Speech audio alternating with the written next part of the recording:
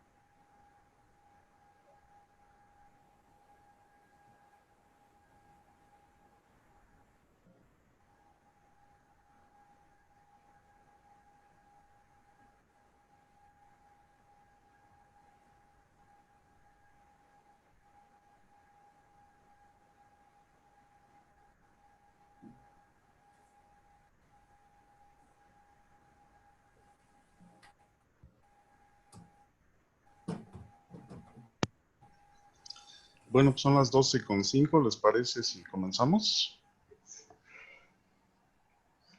Sí, adelante. Sí, inicio. No, déjame presentar y luego Perdón, te va sí, a presentar claro. el doctor Luis y ya Bien. comienzas. Pues buenas tardes a todos. Bienvenidos a los seminarios de Urología y Fenómenos de Transporte que presentamos en línea por Zoom todos los viernes al mediodía. En esta ocasión, pues, va a presentar el maestro en ciencias Luis Isaac Ceja Medina, que está próximo a titularse de doctorado. Y le voy a pedir a su codirector, el doctor Luis Medina Torres, pues que haga la presentación. Y bienvenidos. Buenas tardes.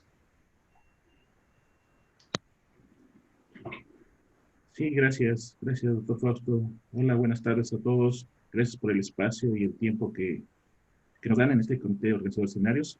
Le voy a pedir a que si es tan amable hacer una presentación de su tema de tesis doctoral como el doctor Fausto, que se trata de evaluación de mezclas de mucílago de sábila y frutanos de agave para encapsular probióticos por secado por aspersión. Este tema pues, obviamente nos ha dejado un buen sabor de boca con publicaciones indexadas y como dijo el doctor Fausto, pues es el tema que va a presentar el maestro en ciencias Luis Isaac Ceja Medina para titularse y obtener el grado de doctor. La idea de este seminario es que se exponga y se hagan todas las preguntas que surjan y se vaya puliendo para su examen, tal vez la próxima semana. Adelante, Isaac, y muchas gracias por tu tiempo. Oh, muchas gracias a ustedes. Pues no queda más que también agradecer el espacio por que me va a permitir pues practicar todo esto y dejarlo a punto para poder presentar el examen si todo sale bien la próxima semana. Bueno, buenas tardes. Ya, gracias por la presentación. Mi nombre es Luis Isaac Ceja Medina. Soy estudiante del doctorado en Ciencias en Alimentos en el Instituto Tecnológico de Tepic y esta tarde les voy a presentar los resultados más relevantes de mi tema de tesis, que lleva por nombre Evaluación de mezclas de mucílago de sábila y frutanos de agave como materiales de pared en el secado por aspersión de Lactobacillus plantarum. Le quiero agradecer a mi comité tutorial y al doctor Luis Medina Torres por su codirección y así como el grupo de trabajo de la UNAM. Y como contenido, bueno, vamos a ver 3 etapas que engloban el trabajo. En la primera son las pruebas físico-químicas y reológicas de mezclas mucílago-fructano. En una segunda etapa fueron estas mezclas adicionadas con aditivos alimenticios para mejorar ahí unas propiedades reológicas. Y tercero, la caracterización probiótica de las microcápsulas. Como un poco de antecedentes, la tendencia del consumidor actual, moderno, es de procurar buscar alimentos que además de nutrirlo, también le aporten un beneficio a la salud, o sea, además de nutrirlo, vaya. Y bueno, la industria ha respondido con la adición a formulaciones alimenticias de diferentes micro y macronutrientes y, como ya sabemos, también microorganismos en donde se han estudiado y en el mercado existen productos probióticos, los cuales son microorganismos que en la cantidad adecuada tienen un efecto benéfico en la salud humana. Así, el Lactobacillus plantarum es un microorganismo probiótico que tiene estos beneficios y que se ha empleado como iniciador de cultivos y promotor de la salud, tanto preventiva como curativa. Siendo un microorganismo, siendo un ser vivo, pues bueno, es susceptible a factores abióticos como la humedad, el calor, oxígeno, movimiento, pH, presencia de metales, etcétera, por lo cual se busca un proceso de protección, almacenamiento y se desea un medio de liberación para cuando éste se integra a formulaciones alimenticias. Un método de protección se puede lograr mediante la microencapsulación, el cual es un proceso en el cual un material encapsulante envuelve a un núcleo activo, en este caso un microorganismo, y se tienen que formar microcápsulas entre 5 y 50 micrómetros. Este proceso pues se puede llevar a cabo mediante diferentes metodologías. Una de las principales pues, es el secado por aspersión, la cual es el de mayor aceptación en la industria por ser fácilmente escalable y obtener productos estables.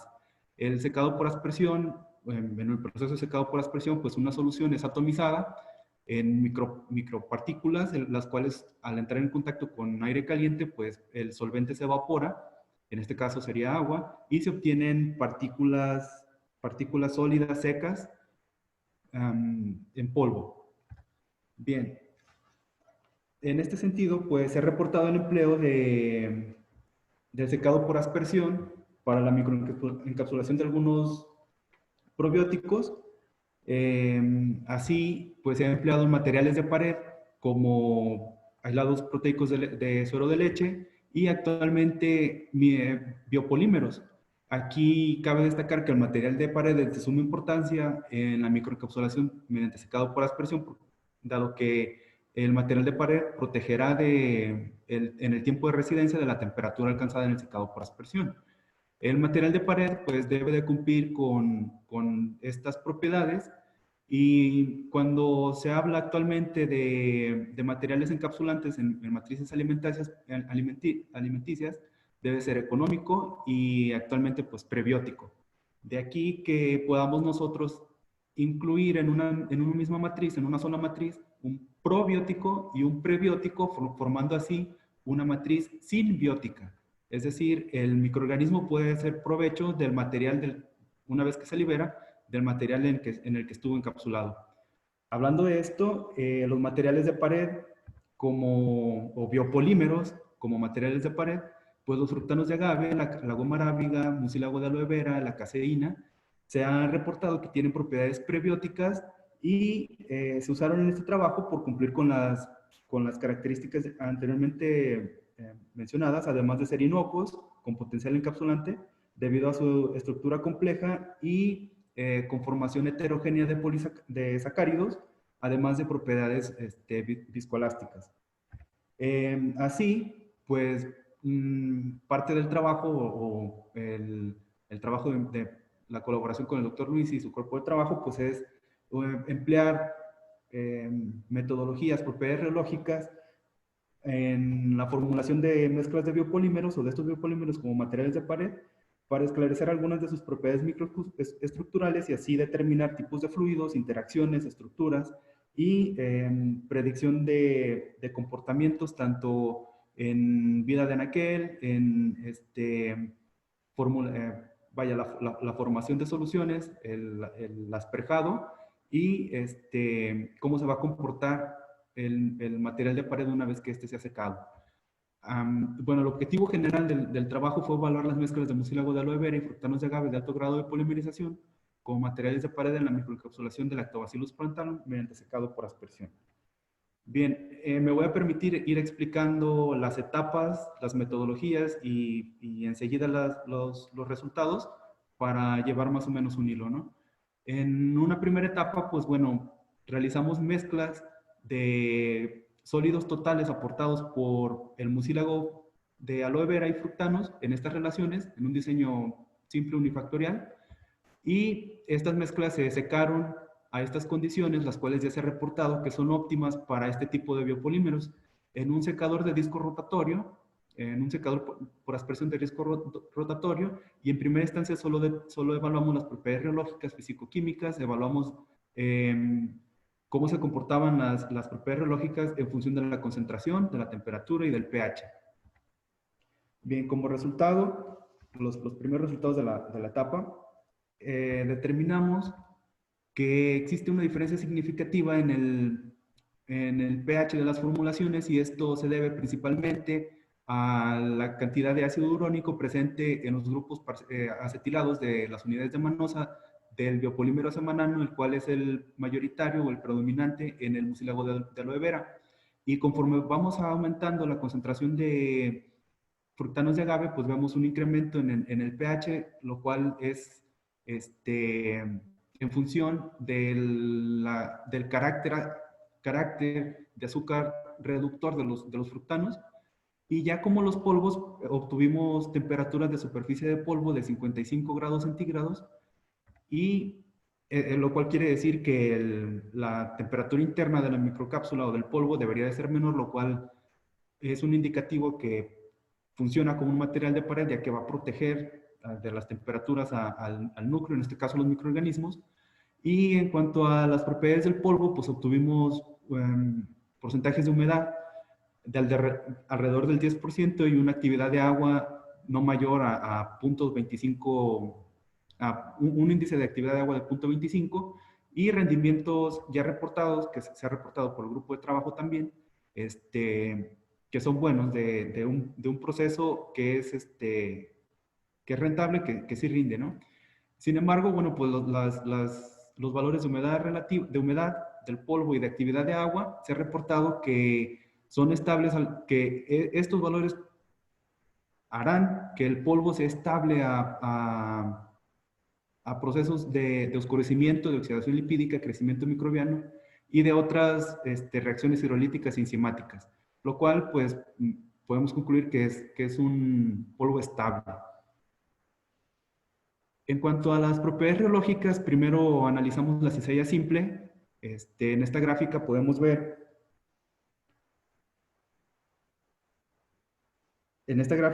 podemos ver el seguimiento de la viscosidad en función de la velocidad de corte de las primeras mezclas que fueron reconstituidas, de los polvos que fueron reconstituidos a 6 a 3%, es decir, el efecto de la concentración de los polvos reconstituidos. Y podemos observar, nada más un segundo, déjenme un apuntador. Bien, en primera instancia podemos observar que la mezcla 1, 80-20, es decir, 80% de sólidos totales aportados por mucílago y 20% de fructanos, tiene una estructura más compleja. Lo vemos en el incremento o en la diferencia de la magnitud de la viscosidad, y también podemos observar un pequeño plato newtoniano, el cual pues nos asevera esa estructura compleja, y también, bueno, pues una región adelgazante. Si bien, si bien tenemos para la mezcla 1 una mayor estructura, en el otro extremo podemos ver que la adición de fructanos de agave tiene un efecto adelgazante, y esto, bueno, pues se ha reportado ya que los fructanos tienen estructuras lineales que básicamente pues no se comportan como, no tienen una estabilidad al flujo, ¿no? Esto se ha reportado para otro tipo de biopolímeros también mucilaginosos, como el de nopal y el de pitaya. En cuanto a las pruebas reológicas, siguiendo con pruebas de cizalla oscilatoria, de cizalla oscilatoria de pequeña amplitud, en donde le dimos seguimiento al módulo viscoso y elástico de las mezclas.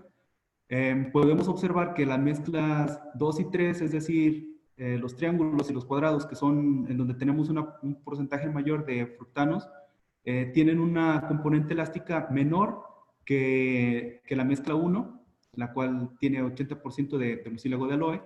Y podemos esclarecer, podemos decir que existe una estructura más compleja, y podemos ver pequeños puntos de inflexión a bajas frecuencias, lo cual nos dice que la mezcla reconstituida a 6% puede comportarse como tiene un comportamiento pseudosólido.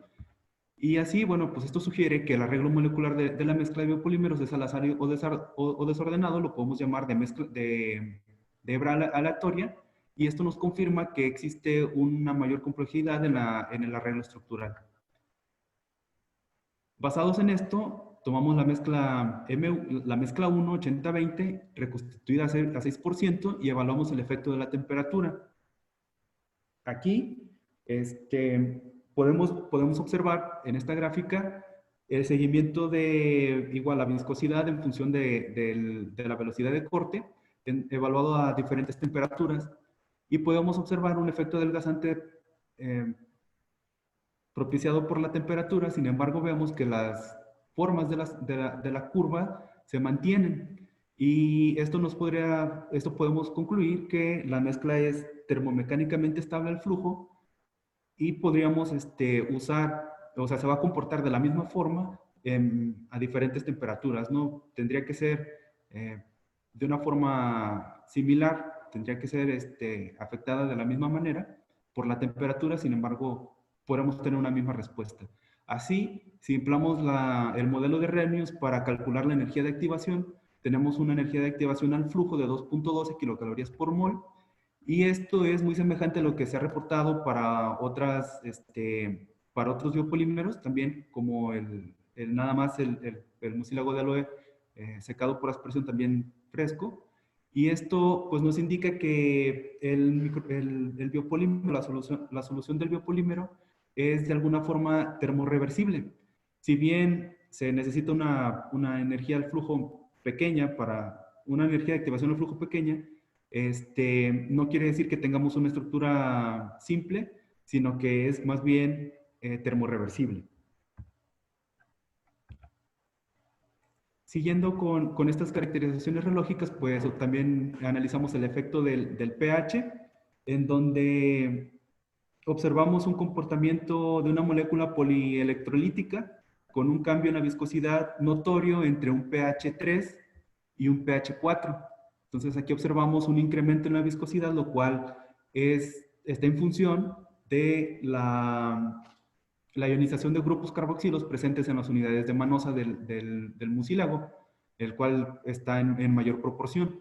Y bueno, esto permite que la molécula se expanda y aumente, por consiguiente, se conforme otra estructura y aumente la viscosidad. Esto es indicativo, esto es un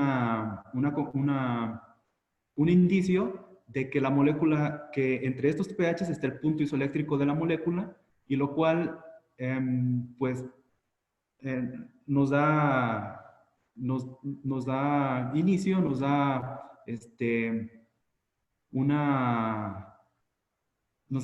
una idea de que a pHs intestinales, por ejemplo, lo vamos a ver un poquito más adelante, se podría tener efectos de mucoadhesión. Y bueno, pues esto lo vamos a ver un poquito más adelante. En cuanto a la etapa 2, en donde usamos mezclas ternarias con la adición, tomando en consideración que la mezcla M1-80-20 es la que tiene un efecto, un mayor arreglo estructural, pues buscamos incluso mejorar esa respuesta mecánica al flujo con la adición de aditivos alimenticios. Entonces tomamos como base la mezcla M1 y adicionamos gomas, principalmente goma arábiga, goma guar, goma xanthana y un aislado proteico de suero de leche. Así, también tomando en cuenta las mismas condiciones de secado por aspersión, que ya lo habíamos dicho, son las óptimas para este tipo de mezclas, pues aquí determinamos otra vez propiedades reológicas, hicimos un análisis FTIR y estas mezclas, o las mejores mezclas en una primera instancia, se utilizaron para inocular, para agregar una biomasa del microorganismo y poder llevar a cabo la microencapsulación, ¿no? de este. Así, en primera instancia, nada más las mezclas solas, podemos ver que la mezcla 4 con goma arábiga y la mezcla 7 con aislado proteico de suero de leche, perdón, tienen valores muy parecidos, muy similares de humedad relativa. Esto quiere decir que el proceso de secado por aspersión está bien hecho, es correcto, y tenemos rendimientos muy parecidos a lo reportado en bibliografía. De aquí que analizando los reconstituidos de estas mezclas, de estos polvos obtenidos de las mezclas, podemos ver que tomando en cuenta o tomando como referencia M1 nada más mucílago de aloe y fructanos de agave, podemos ver que todavía se conserva un pequeño plato newtoniano y cuando se agrega goma arábiga, este plato newtoniano se extiende y lo observamos en el índice de consistencia en donde se duplica. Y por ejemplo, si bien la mezcla 5 tiene una mayor viscosidad, pues no se observa por ningún lado un plato newtoniano, lo cual no es indicio de una buena estabilidad mecánica al flujo, de buenas propiedades mecánicas al flujo. Y para la mezcla 7, que es la adicionada con suero proteico de leche, pues sí observamos un índice de consistencia mayor, sin embargo vemos fluctuaciones a lo largo del ensayo. Esto quiere decir que es muy sensible al flujo y se relaciona mucho con el cambio estructural que tiene las proteínas del suero de leche cuando estas se someten a distintas velocidades de flujo. Bien, de aquí podemos concluir entonces que la mezcla M4 con goma arábiga y M7 con aislado proteico de suero de leche tienen mejores propiedades al flujo, ya que el plato newtoniano se extiende en comparación nada más con la mezcla mucílago-fructanos. De aquí que nosotros propusimos estas dos mezclas y también tomando como referencia nada más M1 para referencia, inocular estas mezclas o hacer dispersiones de estas mezclas con una cantidad de biomasa de Lactobacillus plantarum que en primera instancia tiene un conteo de 8.24 logaritmos, y esta biomasa se mezcló en relación 1:5, es decir, 5 partes del material encapsulante y una parte del compuesto del núcleo o de células, y se secaron por aspersión a las condiciones que ya vamos reportado, en donde hay una relación directa entre en los resultados entre las estructuras, vaya, entre la estabilidad mecánica y el índice de supervivencia. Es decir, del 100% de células que nosotros inoculamos, nos quedamos con un 70 y con un 69%. Si, como lo vimos anteriormente, estas dos mezclas de goma, las adicionadas con goma arábiga y aislado proteico, son las que mejores condiciones mecánicas al flujo tuvieron. Esto es súper importante porque estamos probando por primera vez que este tipo de biopolímeros pueden encapsular y mantener la viabilidad en una cantidad necesaria del microorganismo en polvo. Y bien, a los polvos, entonces, se hizo un análisis FTIR para conocer cómo es que se comportaban los grupos funcionales de estas mezclas. En primera instancia, las gráficas superiores, las gráficas de arriba, son nada más las mezclas solitas, y las gráficas de abajo son las mezclas cargadas con el microorganismo. Y, por ejemplo, vemos que las bandas a diferentes longitudes de onda se conservan, tanto que indica la presencia de azúcares como manosa y glucosa del mucílago de aloe y sacarosa para los fructalos de agave. Y vemos diferentes bandas en donde podemos todavía aseverar que se encuentran las formas bioactivas de los grupos funcionales de azemanano. Sin embargo, lo interesante es que a diferentes longitudes de onda en donde nosotros esperaríamos observar grupos específicos de la membrana celular del lactobacilo, pues no las observamos, no vemos que en los polvos cargados, en las microcápsulas cargadas, no vemos estas respuestas, lo cual quiere decir que el material de pared está enmascarando la señal de los grupos específicos del lactobacilo. Es decir, el lactobacilo está recubierto por el material de pared y en la superficie no se encuentra. Así es que esto es un indicio de que se está realizando la microencapsulación. También lo vemos en el análisis calorimétrico mediante DSC, en donde podemos observar en primera instancia sí los eventos térmicos que primero arrojan, por ejemplo, la evaporación de agua, la humedad que todavía tienen los polvos, y si seguimos la línea azul, la cual es la mezcla o los polvos obtenidos nada más sin el lactobacilo, podemos ver, podemos seguir, y la línea verde, por ejemplo, vemos que es la mezcla que tiene cargado al lactobacilo, y vemos un pequeño punto de inflexión que se relaciona exactamente con la membrana celular del lactobacilo. Y bueno, después vemos un pico exotérmico que representa la temperatura de transición vítrea. Lo mismo lo vemos para la mezcla 4, que cuando no está cargada, pues no se ve ningún evento térmico por ahí, y cuando está cargada con el microorganismo, pues se ve un pequeño punto de inflexión antes de los 150 grados centígrados. De ahí que, por ejemplo, los fructanos de agave de alto grado de polimerización tienen una temperatura de transición vítrea de 131 y la goma arábiga de 154, es decir, la transición vítrea o el evento de transición vítrea se corre un poco, y vemos una sinergia en cuanto a la interacción de estos biopolímeros, ¿no? Para confirmar la microencapsulación, pues vemos que se realizaron el análisis SEM, en donde podemos observar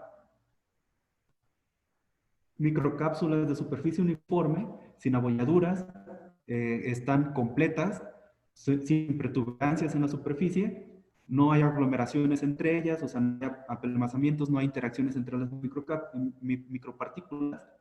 Y esto pues también es un indicio de que el secado por aspersión, las condiciones que usamos, son las correctas.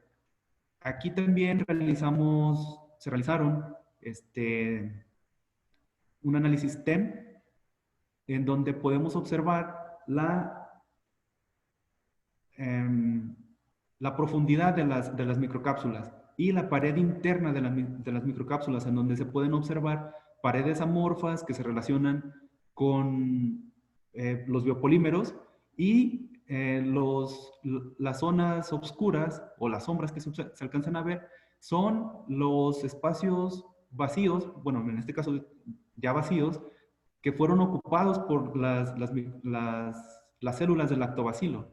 Incluso tuvimos la fortuna que en algunas micrografías, TEM, podemos observar lo que nosotros podemos inferir son todavía alguna estructura celular. Tienen la forma y el tamaño de una estructura celular. Esto dentro de la pared interna de la microcápsula. Así como lo podemos ver en las micrografías, se observan micropartículas, microcápsulas uniformes. De aquí que la distribución del tamaño de partícula, tanto en las mezclas que no están cargadas y las mezclas cargadas con el lactobacillus, pues conservan una distribución de tamaño de partícula casi monomodal. Esto se relaciona mucho también con la estabilidad mecánica del flujo y con lo que ya habíamos visto de los platos newtonianos observados en los ensayos reológicos. Bien, de aquí, lo que podemos observar también es de que tenemos tamaños de partículas un tamaño de partícula promedio de 21 micrómetros, esto también se puede observar en las micrografías anteriores, y pues nos dice que las microcápsulas el proceso de secado por aspersión se llevó a cabo de forma correcta. En cuanto a la etapa 3, que es la caracterización de las microcápsulas, pues entonces ya aquí ya nada más nos llevamos la mezcla 4 y 7, que es la agregada con goma arábiga y aislado proteico de suero de leche respectivamente, y tomamos como referencia la mezcla 1, que es mucílago fructanus. Aquí en esta caracterización de las microcápsulas, pues se refiere más a las propiedades que debería de tener la microcápsula, tanto probióticas o simbióticas de las microcápsulas, perdón. Así, nosotros en primera instancia pues evaluamos mucoadhesión reológica in vitro a condiciones tanto gástricas como intestinales, en donde le dimos seguimiento al sinergismo reológico que debería de tener la interacción entre las microcápsulas y una proteína de mucoadhesión. En este caso si lo hacemos in vitro, es una proteína mucosa, mucina, obtenida de intestino porcino. Entonces, lo que evaluamos pues, es una dispersión y la interacción, dándole seguimiento a la componente elástica en este sistema. Bien, así podemos ver que en una primera instancia pues tenemos la respuesta nada más de la proteína mucosa mucina, y después tenemos una respuesta tanto de las microcápsulas y el sistema microcápsula mucina. Y podemos ver que la respuesta elástica tanto para M1 como para M7, M1 mucílago fructano y M7 aislado proteico de suero de leche, la respuesta si seguimos los triángulos, si seguimos los cuadrados, debería de ser que la respuesta elástica debería de ser mayor o mucho mayor que la suma de los componentes o la suma de los módulos elásticos de los componentes solos, es decir, mucina y microcápsulas, tanto a pH 1.5 como a 1.8 como 6.5. Sin embargo, lo relevante pasa con la mezcla 4, que es la adicionada con goma arábiga, en donde primero vemos la respuesta de la mucina, solo de la proteína de mucoadhesión, luego vemos la respuesta solo de las microcápsulas y enseguida observamos la respuesta elástica a los cuadrados, si lo seguimos, observamos la respuesta elástica del componente y como vemos es superior que el de los componentes solos. Es decir, existe un efecto sinérgico, existe un incremento en la magnitud por un efecto sinérgico en el sistema mucina microcápsulas. Por lo tanto, podemos inferir que hay un efecto de mucoadhesión. Debería de haber o existen interacciones tanto electrostáticas, puentes de hidrógeno, para que esa componente elástica pues, sea mayor y estamos infiriendo que hay un efecto de mucoadhesión, tanto en pH 1.8 como también lo vemos en pH 6.5. Esto viene también de que el punto isoeléctrico se debió de haber alcanzado y las interacciones deben de ser mayor a pH 6.5 por el efecto de ser una molécula polielectrolítica. Además, podemos ver que existen pequeños puntos de inflexión en donde la respuesta elástica o viscosa no depende de la frecuencia y por lo tanto, incluso ahí debería de haber aún más interacciones. Y por lo tanto, un efecto sinérgico y tanto de mucoadhesión. Es decir, las microcápsulas podrían adherirse a células intestinales en donde existe la proteína de mucoadhesión.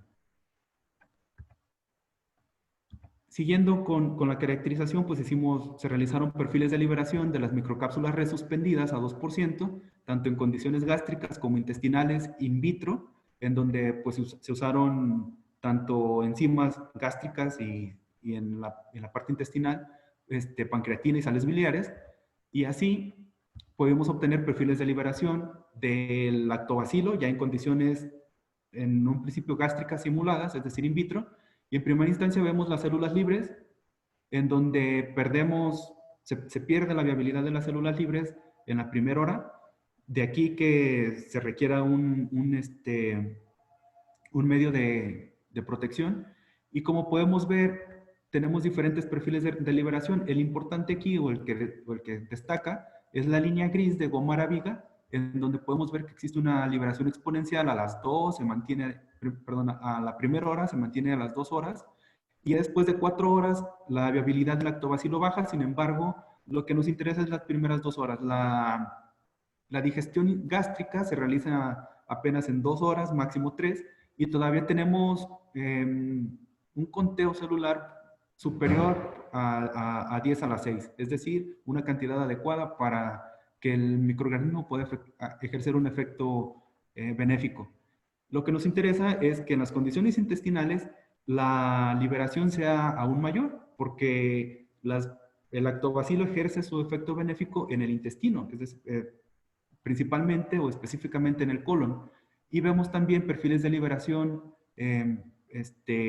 tanto para el aislado proteico como la mezcla mucílago-fructanos, pues fluctuantes y un tanto diferentes, lo cual podría indicar que si bien, por ejemplo, para el aislado proteico obtenemos una concentración bastante buena del conteo celular, la liberación fluctuante no es adecuada porque nos harían falta liberar por completo la cantidad inoculada del microorganismo. Y lo vemos para Gomara-Viga, que en la primera, en la segunda, en la tercera y hasta en la cuarta hora tenemos una liberación adecuada.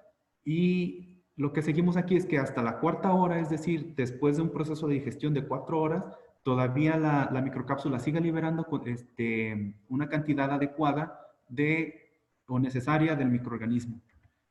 Y bien, ya casi para terminar, realizamos pruebas de inhibición al crecimiento de patógenos, en este caso Staphylococcus aureus y Escherichia coli, bacterias gram positiva y negativa, ya que el microorganismo, después de ser liberado y después de colonizar el colon, deberá de ejercer un efecto pues probiótico. Uno de ellos es que ataque o que compita por espacio, por nutriente con patógenos.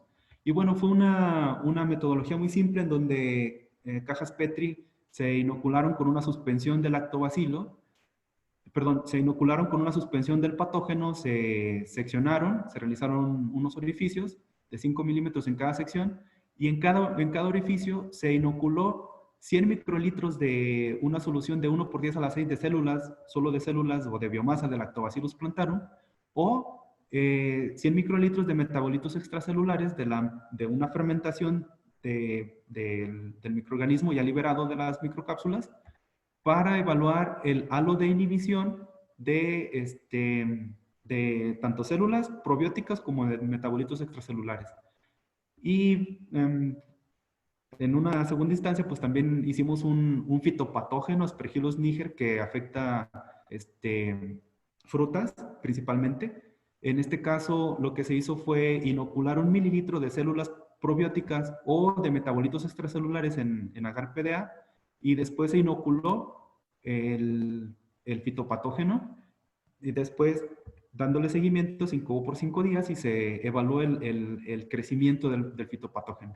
En este sentido, pues es una pequeña tablita que les voy a presentar, en donde el halo de inhibición observamos que es significativamente superior en los metabolitos extracelulares, lo cual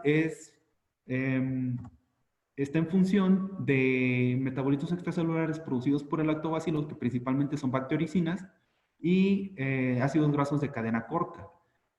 Es decir, al final de cuentas, pues el lactobacilo conserva su metabolismo y puede competir o puede realizar un efecto probiótico tanto en patógenos intestinales como en fitopatógenos.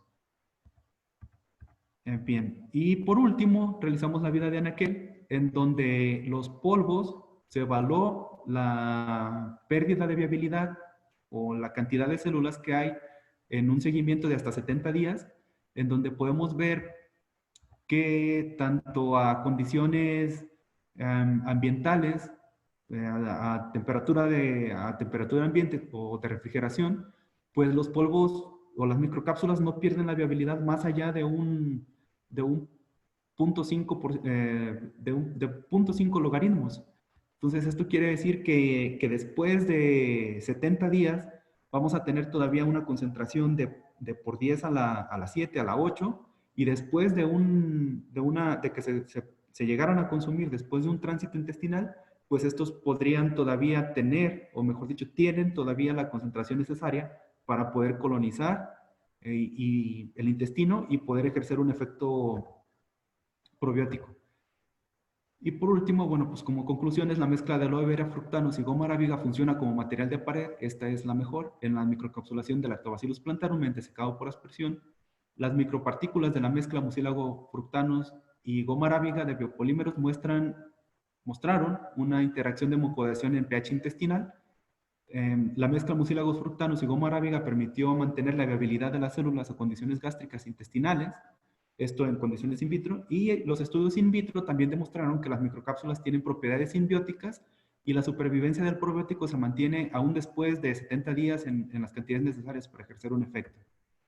Y bien, los resultados, pues esta es parte de lo que se hizo, ya fueron publicados en revistas indexadas apenas este año, así es que los resultados, bueno, se pueden consultar ahí.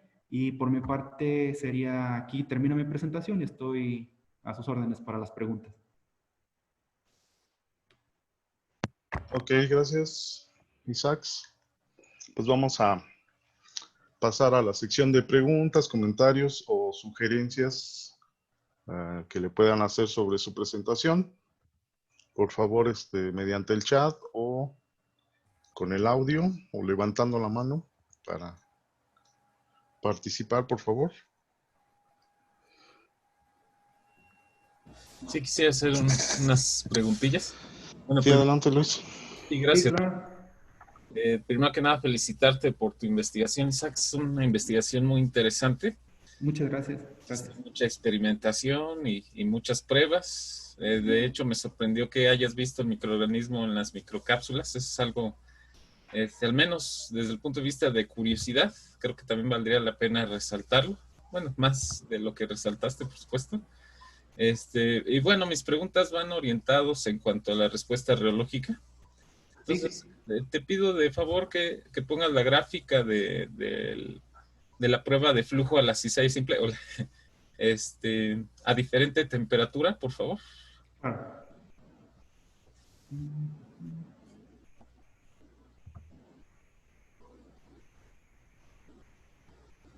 Exacto. Sí, exactamente. Algo que me pareció muy interesante es que tus curvas a 37 y a 45 grados centígrados, el plato newtoniano a bajas rapidez de deformación es mucho más evidente que a temperaturas más bajas, ¿no? Eh, Sí. Algo que no mencionaste es que, bueno, en esas temperaturas pues está la temperatura del cuerpo humano, ¿no?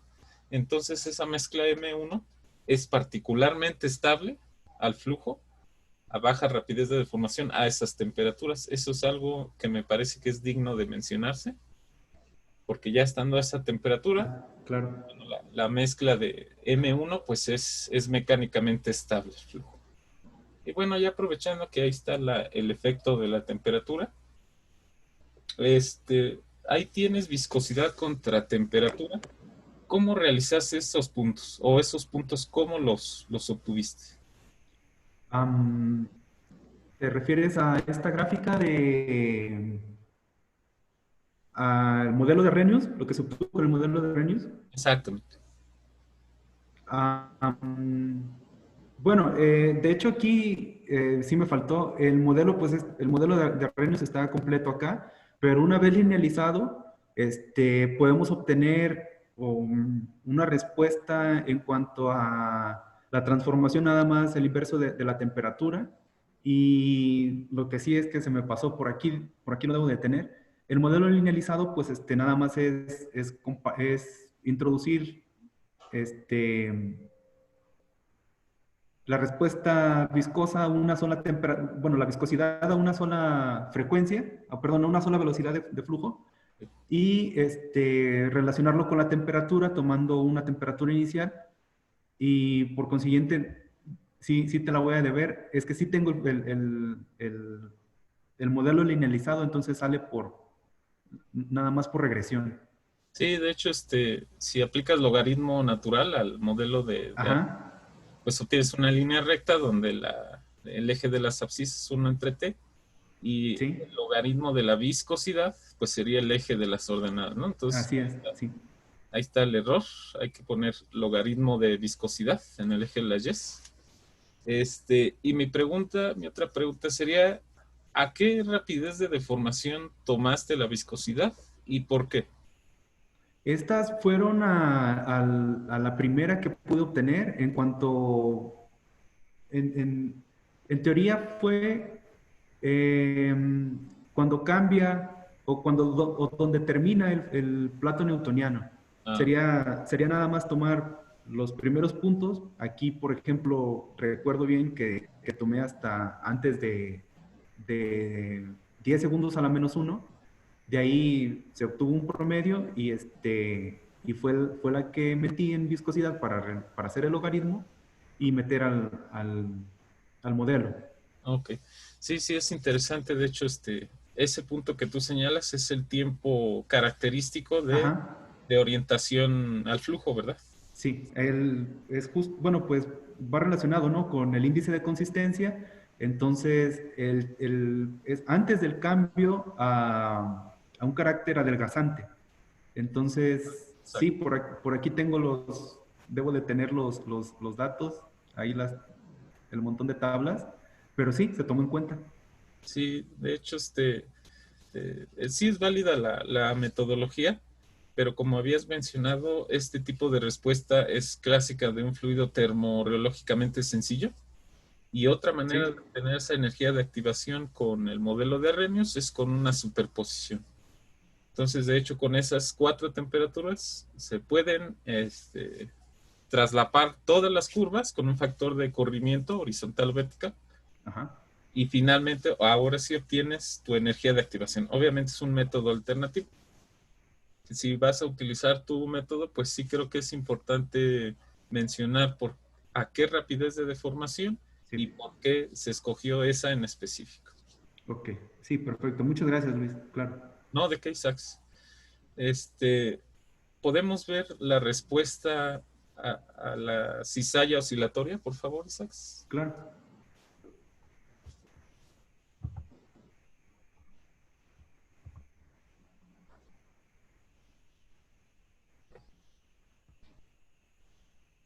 Exactamente. Este, otra manera, desde el punto de vista reológico, es saber si un fluido es complejo o no, pues es detectando cambios de pendiente, o sea, puntos de inflexión, y Sí, más aún en la respuesta elástica. claro. Entonces, de acuerdo a esas tres respuestas que tienes ahí, ¿cuál dirías que es la más compleja y por qué?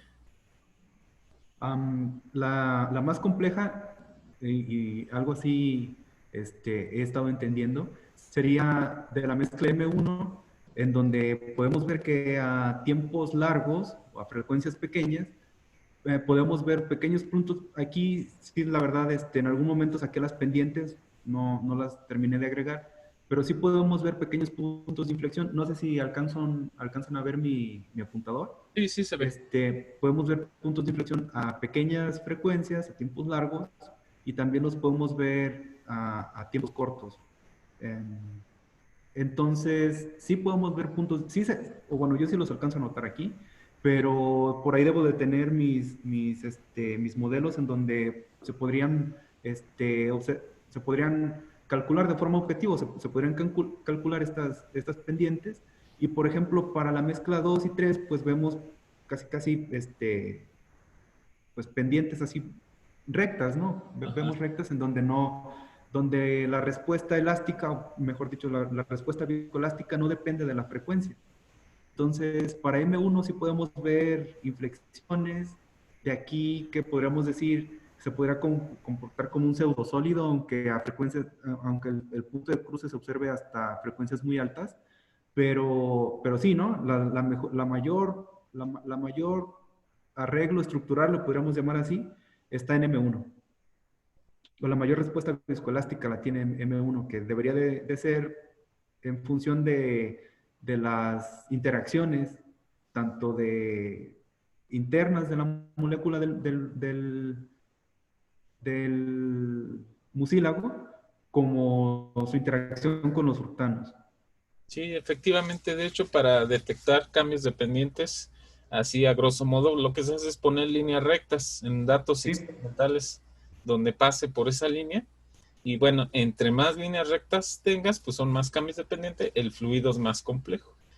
Y también algo importante, de hecho lo acabas de decir, es que si esa pendiente es constante en un amplio intervalo de frecuencias, pues es un ajá, viscoelástico no tan complejo. Sí es complejo, por supuesto, pero no lo es tanto en comparación al que sí tiene varios cambios de pendiente. claro. El gas ideal de los fluidos viscoelásticos es el modelo de Maxwell, y este modelo nada más tiene una pendiente. Es el más sencillo que se puede obtener. Y de hecho los triángulos pues sí tienen nada más una pendiente. Sí, Bueno, mi consejo es resaltar eso, no, resaltar la muchas gracias, claro. en función de esos cambios de pendiente, es un criterio reológico. Y pues bueno, tú ya conoces más acerca de la estructura, de las interacciones entre los grupos funcionales y todo eso, creo que puedes enriquecer esa explicación. No, muy bien. No, claro, sí lo vamos a hacer. Gracias. No, de que a ti, Sax, por tu exposición, muchas gracias. Y yo ya terminaría por el momento. Gracias. Gracias, Luis. Gracias, Luis. Bueno, vamos a continuar. ¿Alguien más que quiera preguntar, comentar o sugerir? Por favor, que nos lo haga saber. Aquí en el chat sí tenemos una pregunta. Dos, de hecho. La maestra Dominga Ortiz Bautista te pregunta, Isaac, ¿cómo defines la energía de activación? Bueno, el modelo de Arrhenius está para activación, para que se lleve a cabo una reacción química. ¿Cómo es que cuánta energía necesitamos para que se lleve a cabo una reacción química o cuánta energía nos va a dar después de que se llevó a cabo una reacción química? En este caso es energía de activación al flujo, es decir, cuánta energía necesitamos para que nuestro fluido, pues sí, nuestro fluido comience a fluir. O se puede observar un cambio en la viscosidad, ¿no? Entonces, lo podríamos definir así como una energía para que nuestro fluido comience a fluir, valga la redundancia. Ok, bueno, también está el doctor Rubén González Laredo, que te pregunta, saludos Isaac, ¿podrías afirmar un efecto prebiótico aportado por la sábila o los fructanos? Sí, de hecho, en los perfiles de liberación podemos, por ejemplo, ver tanto en condiciones gástricas y en condiciones intestinales que de alguna forma se están liberando por completo una cantidad, porque nosotros aquí inoculamos por 10 a la 8, y es obvio que después del proceso de secado por aspersión se perdió ahí un 70%, perdón, un 30%, se perdió un 30%, entonces tenemos casi toda la cantidad de biomasa que nosotros inoculamos antes del secado por aspersión, y sin embargo en condiciones intestinales, que son las óptimas para que crezca el microorganismo, el lactobacilo, no tanto en las gástricas, eh, también podemos ver pequeños crecimientos, ¿no? Entonces, en la simulación no hay nada más de donde el microorganismo pueda iniciar su metabolismo si no es de los materiales de pared. Esto es una teoría que tenemos porque realmente yo no la probé, pero sí vemos un crecimiento, nada más en las simulaciones.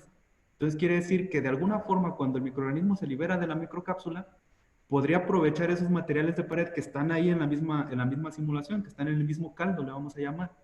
Lo que sí le puedo decir es de que en el grupo de trabajo de ahí del Tecnológico de Tepic se han hecho pruebas con fracciones de fructanos en modelos ex vivo y también in vivo, en donde diferentes microorganismos, tanto prebióticos como patógenos, ver si pueden aprovecharlo como fuente de carbono en fermentaciones. Sí hay unos 2, 3 ahí artículos publicados por el grupo de trabajo, en donde eso sí se esclarece. Y la otra es de que el Lactobacillus plantarum, el género, puede usar una gran variedad de fuentes de carbono, entre ellas manosa, galactosa, fructosa y arabinosa, y son las unidades de las cuales están conformados nuestros biopolímeros. Entonces, obviamente después de un tiempo de adecuación, un tiempo que el microorganismo puede cambiar su metabolismo, sí puede usar esos sacáridos como fuentes de carbono. No sé si ojalá y quede por ahí una. Sí, dice el doctor, gracias. ¿Alguien más? Si no, pues voy a aprovechar para preguntarte yo, Isaac. Yo nomás quiero ver dos cosas contigo. Sí. Igual ahí donde te estaba preguntando el maestro Luis, en la figura 17, la diapositiva 17, que es donde presentan los espectros viscoelásticos. No sé si los podrías poner. Bueno, primero mencionaste una cosa que no muchos conocen, el solid-like behavior, el comportamiento parecido a un sólido. Me gustaría que lo aclararas, que dijeras a qué se refiere ese comportamiento y dónde lo ves aquí. Me gustaría que nos dijeras un poco más sobre eso, por favor. Sí, bueno, es parte de mi entendimiento. También, ojalá y si digo una barbaridad me puedan corregir.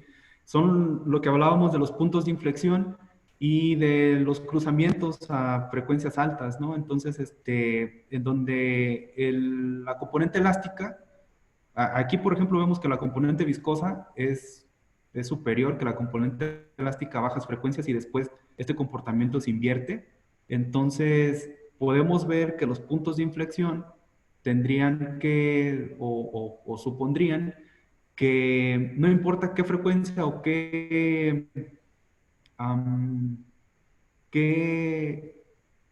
¿cómo le llamamos? No importaría qué esfuerzo o qué cantidad de esfuerzo le vamos a meter al fluido, a nuestra muestra, nuestro biopolímero, se va a comportar, va a tener la misma respuesta. De ahí es donde salen los puntos de inflexión. Entonces, es lo que entiendo que de ahí es de donde podría salir un comportamiento pseudosólido. Si estoy mal, por favor, de verdad que me ayudaría mucho si me complementan. Yo creo que ahí hay una confusión, porque el comportamiento se llama pseudosólido o parecido a un sólido, porque se parece al comportamiento de un gel. Si no te acuerdas el comportamiento de un gel, pues predomina el módulo elástico, el G', ¿Sí? pero además de que predomina, es independiente de la frecuencia, o sea, lo ves como una línea recta, Ujú. una línea horizontal, y es dominante sobre el comportamiento viscoso. Pero Claro. aquí tú, en estos datos, dime en dónde ves que la G' se haga horizontal.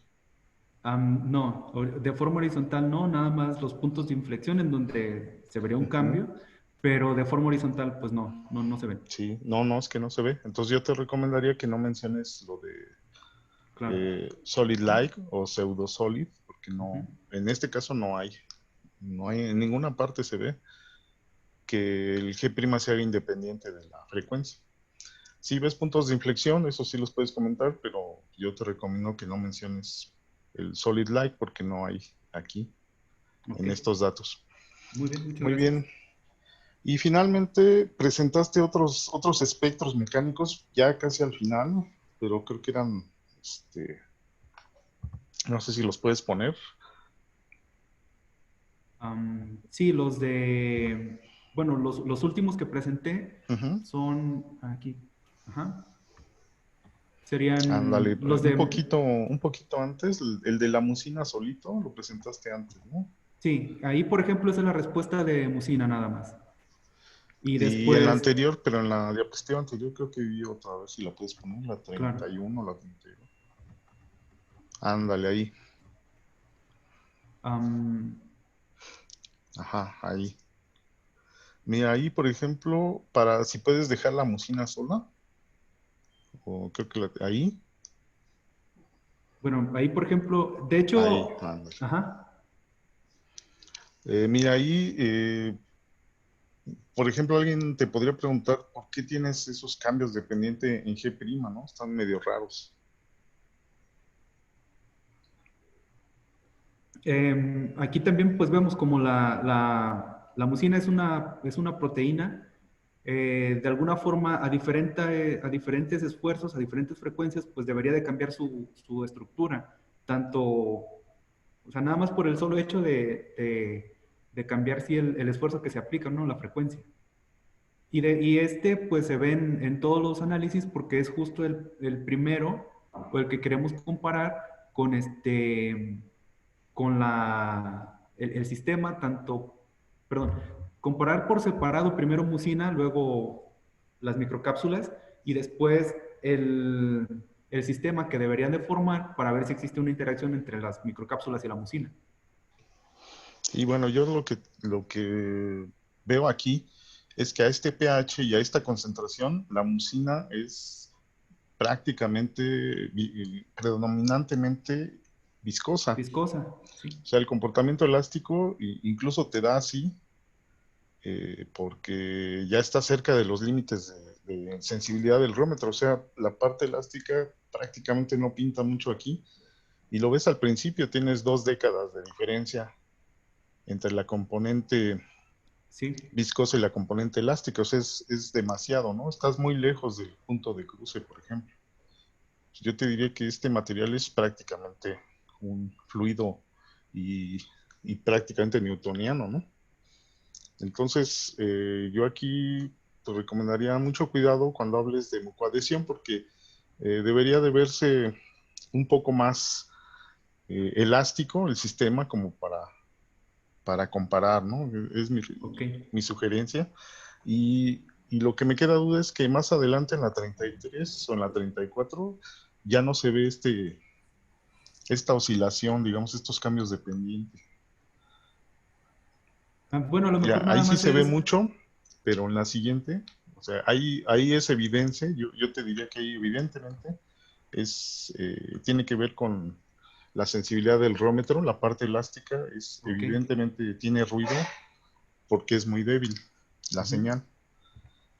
Pero en las siguientes, de la 34, debería de ser esta. mira, A ahí lo cuando mejor, pones la bocina, ajá.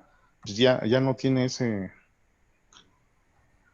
esos cambios, ¿no? Que ahí no sé qué pasó, si eso es por el pH, me imagino. Sí, Cambió el pH. sí, es a pH 6.5 y Y debería de entonces, tener otra. ahí sí ya tiene una señal más fuerte, ya nada más hay una década de diferencia, ahí sí ya podrías empezar a hablar de mucoadhesión y de esas cosas, ¿no? Ya. Y por último, me gustaría preguntarte de estas dos espectros mecánicos que hemos analizado, los del principio y estos del final, ¿siguen el modelo de Maxwell, que es el más sencillo para viscoelasticidad? ¿Tu sistema sigue el modelo de Maxwell? La verdad es que así de bote pronto no le podría decir, doctor. No tengo los datos, no recuerdo si los analizamos de esa forma. Se la debo. Bueno, repaso un poco lo del modelo de Maxwell. El modelo de Maxwell predice una pendiente para G' de 1 y más o menos sí tienes esa pendiente, pero para G' predice una pendiente de 2, obviamente en escala logarítmica, pero aquí, si ves, tus dos componentes tienen la misma escala y Sí. los dos tienen la misma pendiente prácticamente, lo cual indica que no siguen el modelo de Maxwell, ¿eh? Ok. Entonces, nada más repaso un poco de eso. Y eso sería todo de mi parte. No, muchas Igual gracias, te doctor. felicito por tu Gracias. presentación. Se ve que está muy bien trabajada, muy bien hecha. Yo creo que te va a ir muy bien en tu examen. Y bueno, Eso esperamos. seguimos con las preguntas. ¿Alguien más quiere participar? Muchas gracias, doctor. Listo, Francisco. ¿Cómo estás? Doctor, me gustaría preguntarle a Isaac. Sí, adelante, doctor Rubén. Sí, no tenía presente que está pendiente el examen de Isaac, entonces si yo fuera su sinodal y ya estuviéramos en su examen, yo le preguntaría o que se remitiera al espectro de infrarrojo. Por favor, Isaac. Claro.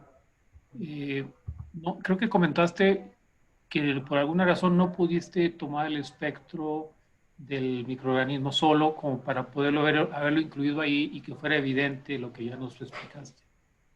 Sí, en alguna ocasión lo tratamos, lo hicimos, ¿sí? O lo tratamos de hacer, pero hubo alguna complicación. Sin embargo, el Lactobacillus plantarum pues ya es un microorganismo modelo, lo vamos a llamar, y se ha reportado ampliamente que a estas longitudes de onda deberían de aparecer, pues alguna inflexión, debería de aparecer alguna banda, y nada más por bibliografía nos pareció mejor reportarlo. Ok, entonces, ¿dónde hipotéticamente encontrarías tu evidencia del microorganismo si éste estuviera en la superficie? En las gráficas de abajo debería de existir o deberían de haber bandas más pronunciadas en la superficie o comparadas con las microcápsulas que no están cargadas. A estas condiciones, lo que ya se ha reportado ampliamente, pues es que alrededor de 900, 1200 y 2700 centímetros a la menos uno de longitud de onda es donde se deberían de ver, por ejemplo, grupos funcionales o estructuras, por ejemplo, lipídicas o proteínas, ¿no? O proteicas, ¿verdad? Sí, Proteicas. está bien. Ajá. Muy bien. Eso que decías ahorita, 900, 1500, 2700, ¿qué es, Isaac? Es la longitud de onda, bueno, está en centímetros a la menos uno. Entonces, ¿qué es? ¿Qué es? ¿Es longitud de onda, seguro? Longitud de onda, sí. ¿Seguro? Y es el examen de doctorado, ¿eh? Sí, es longitud de onda, ¿no? No, caray. es el inverso de la longitud de onda. Bueno, sí, el inverso de la longitud de onda. ¿Y cómo se llama el inverso de la longitud de onda? ¿Es transmitancia? No. Caray. Venga, chécalo. Se llama número de onda. Es número de onda, wave número. Número de onda. Ok. Eso es anacrónico, así está desde hace 150 años, así a alguien se le ocurrió que poner las longitudes de onda de manera directa era como que eran, pues no eran números muy manejables y se les ocurrió sacar el inverso y así nace el número de onda y así está históricamente la información de toda la vida del infrarrojo y así lo seguimos manejando, entonces ahí ha usado nada más Isaac. Saludos y suerte. Gracias, doctor, gracias. Y gracias, doctor, por sus preguntas. ¿Alguien más que quiera participar? Sí, si me permites, doctor Fausto. Adelante, doctor Luis.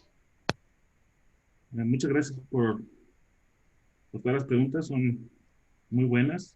Me gustaría, nada más comentarte que cuando hablas de sinergismo, te falta por ahí explicar qué es sinergismo, Isaac. Cuando hablas de la mucoadhesión reológica, dices que hay un sinergismo, sobre todo, como te mencionó el doctor Fausto, a 6.5. Entonces, primero debes de mencionar que sinergismo es una sugerencia que te he venido comentando previamente en los seminarios.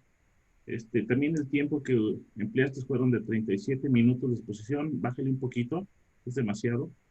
Y finalmente, no hagas mucho énfasis como sugerencia que las condiciones de secado fueron las óptimas. Eso ya se da por hecho porque ya hay estudios previos reportados por el grupo, ¿no?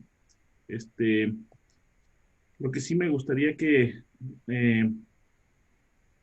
emplearas palabras que no fueran tan a este nivel, tan, ¿cómo se puede decir? Tan rimbombantes, tan confusas, ok, por ejemplo, cuando hiciste un comentario de súper importante, creo que es súper importante, ¿no?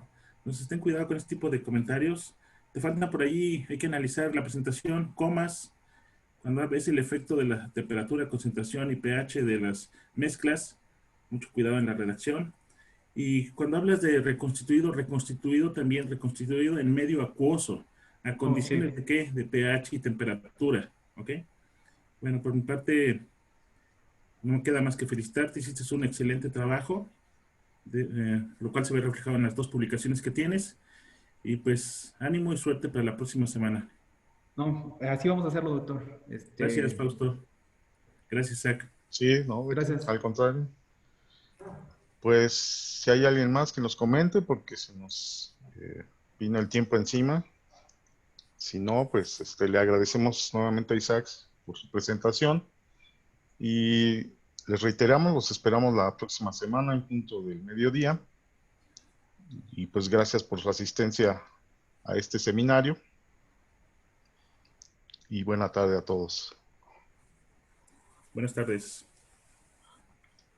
Hasta luego, gracias. Gracias al presentador Luis Isaac Ceja. Buen tema. Gracias, muchas gracias. Aquí estamos.